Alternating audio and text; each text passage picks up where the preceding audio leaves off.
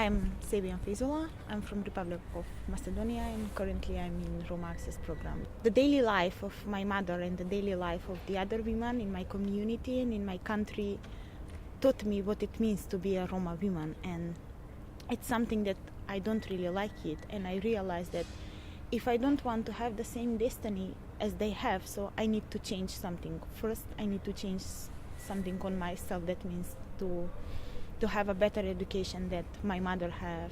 First of all, the most important questions for me is women, Roma women, to be aware that if something happens to them, for example, they are victims of violence, they need to understand that it's not their fault about it, that those who are making the violence basically is their fault.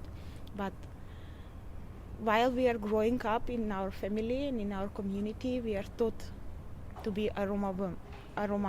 What it means we are taught how to act with our husband and how to act with our family. That means that somehow we need to be slave to our husband and to our family, and not really to have the right to decide what you really want to do with your life. I was in my primary school. I was not very aware why the girls, my friends, Roma friends, they were just leaving the school before finishing the primary school. And then I've just started to ask questions like what is happening, why Roma women are just canceling their education.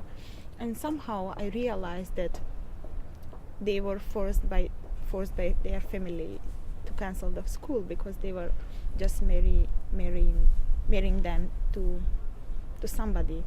And I remember that in one moment I just said to my parents, I don't really want this to happen with me. And then I got in the high school, and from that moment I said to my parents that okay, from this moment I'm really going to decide about myself, and that I do really want to continue with my education. If we really want to change something, that means that we should start with ourselves first. To change something on ourselves, that means to say no to what the others say and to do what you really want. Secondly, we really know that those who has the power to change something are people in making decision process. So we need Roma women in making decision process in order to be change something.